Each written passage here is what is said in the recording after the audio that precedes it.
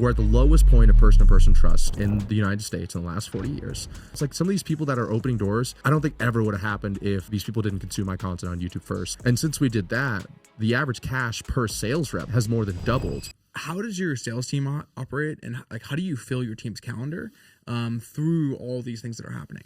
Yeah, that's a good question. So going back to what I said earlier, like I have that YouTube video on the self-sustaining funnel. What we used to do was like opt-in page to video sales letter to a calendar page and sales call, et cetera, et cetera.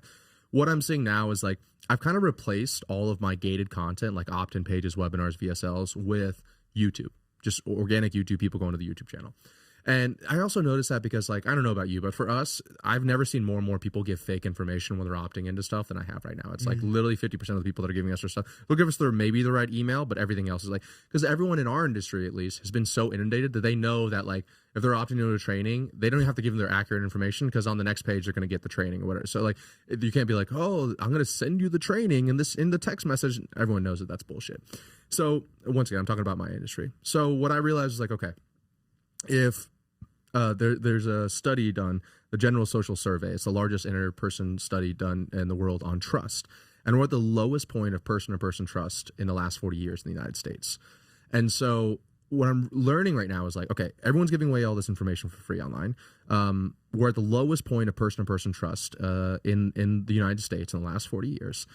And I can kind of jump ahead of this curve a little bit by saying, okay, let me put all my best content on YouTube.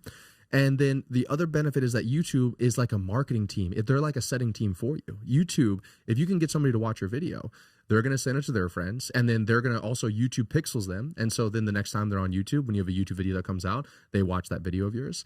And if you really, I've spent literally millions of dollars in marketing. I've built thousands of marketing systems. If you boiled marketing down to one thing, it's really just getting people to consume your content before a sales call. Like that's the way that I see marketing.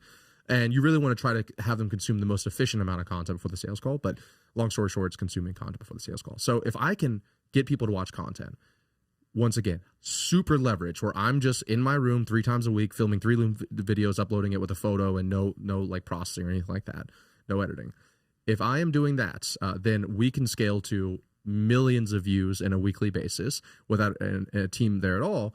And it's so much simpler. And then when people are ready, they will opt in, become book a call, and get on the sales team calendar. Now, your question was like, okay, well, how do you fill the sales team calendar? Well, first of all, just by doing what I just said a second ago, we almost fill the sales team calendar. So like just by doing organic content and driving traffic to the organic content, we'll fill the sales team calendar. But another 2 huge drivers of growth other than YouTube is going to be, first of all, paid ads, obviously. So we do still do opt-ins and low ticket funnels, et cetera, but we're just moving that from being the full thing to like a little bit less. Like we're lowering the ad spend. The goal is to be like 90% organic and 10% paid. And the other thing is the setters and our email list. I'd say our email list is number 2. So it's YouTube email list because, I have an email list of a few 100,000 people I've been generating over the past few years.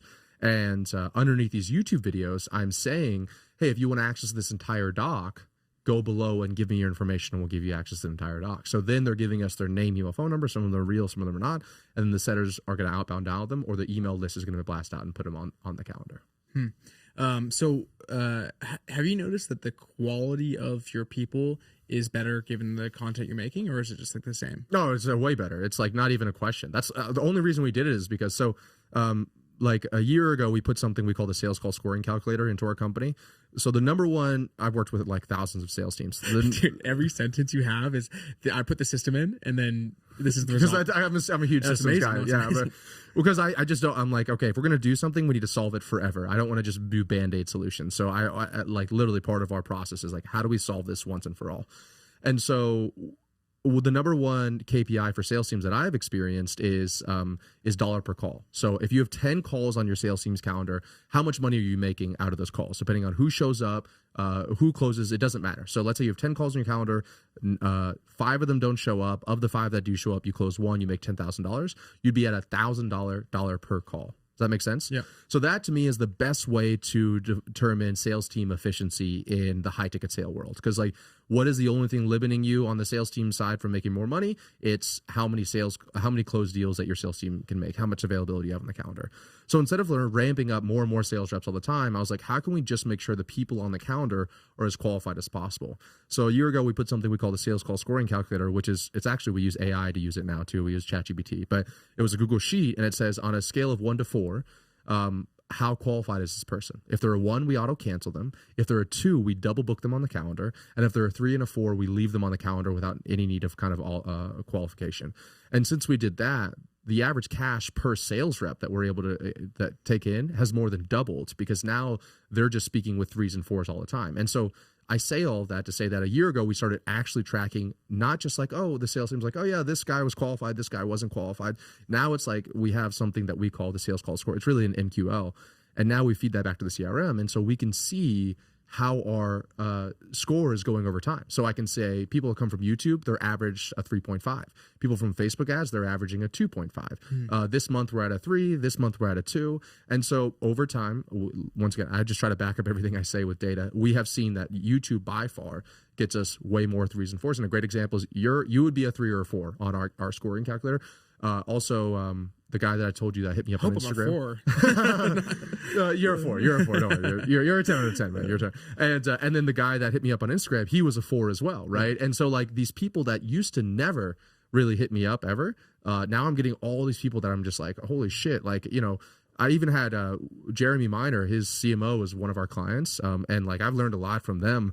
And like the fact that he's one of our clients as well, it's like some of these people that are opening doors, I don't think ever would have happened if these people didn't consume my content on YouTube first. Like even if it's an employee in the company and then be like, yo, we need to work with this guy. So I would say by far, for sure, our most qualified people have come from, and it's increased in quality since we made that like a main priority.